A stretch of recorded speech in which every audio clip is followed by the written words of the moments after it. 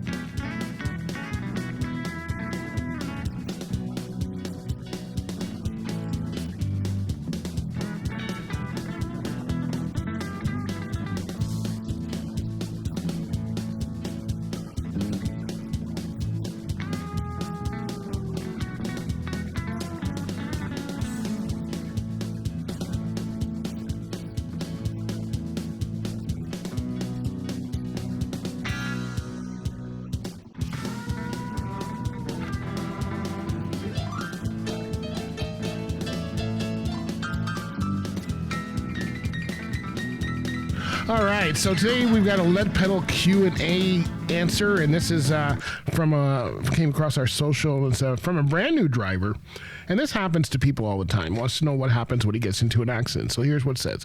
It says, brand new CDL driver, so obviously he's in the States. First F up. I'll leave that alone. No damage to truck or trailer. Insurance was not involved. I have a meeting with HR. Will this kind of thing go on my record?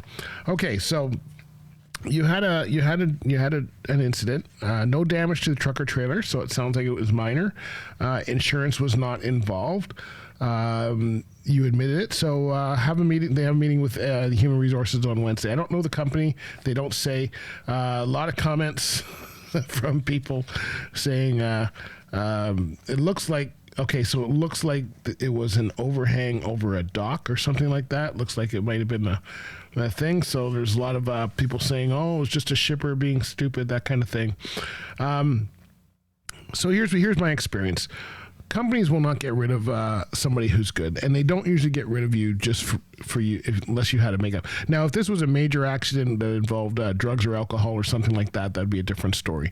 For a minor accident, we've all had them where you maybe and they didn't even do any damage, but maybe where you've bent a bumper or whatever.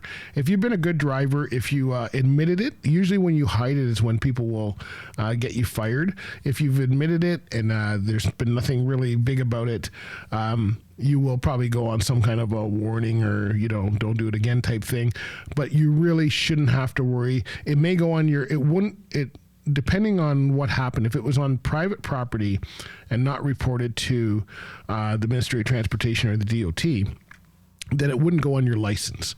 It may go on your employment record as far as HR goes to say that, yes, this person had an incident. It's in their file that, we've talked to them about it, retraining, whatever was involved. But for the most part, you probably won't be fired.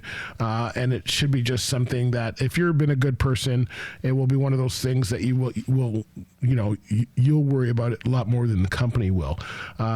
If it didn't go in insurance, it shouldn't be recorded. So really, it'll only be recorded in your employment file. If it was something where the MTO or DOT had to come out and actually it was like a violation, or the company reported it somehow, that may end up on your record. It shouldn't be a big thing, but really you shouldn't have much to worry about, especially if you've been a good driver and, you know, this is not something that you do normally. Then, you know, we've all messed up before. So it never feels good, but I don't think you have anything to worry about. Just go in, be honest with HR. They will let you know the severity of it. They will let you know, they're probably going to talk to you whether you need some training, why did it happen, that kind of thing. Of course, do your diligence to look out and be careful and make sure you don't get into that situation again. You know, when you have a situation like that, when you learn from it is when you really do something, you know, you're okay. It's when you repeat it and you keep doing things like that again, that's when there's a problem. So hopefully this driver's not going to have any more problems, and we'll get on. But no, if you're a new driver, hopefully, you know, if you're a good driver and a good person, they don't want to get rid of you, and so you should be okay. If you have a habit of getting into accidents and stuff like that, if you're brand new within the 3 months and you're under the probation, it'll be up to them.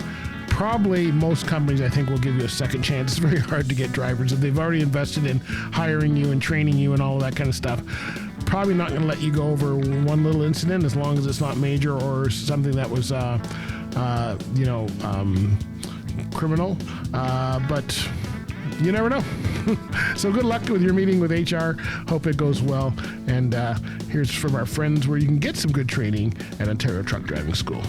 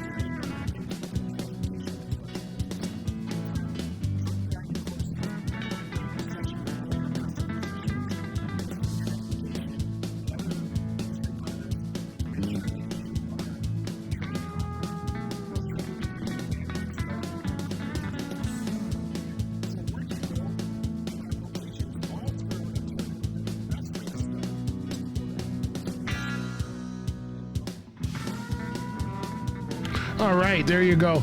And you know what? Hey, if you want to check out some of the stuff going on, we're getting pretty close to big rigs and all of that. So check out our event calendar to find out what's coming up in the near future.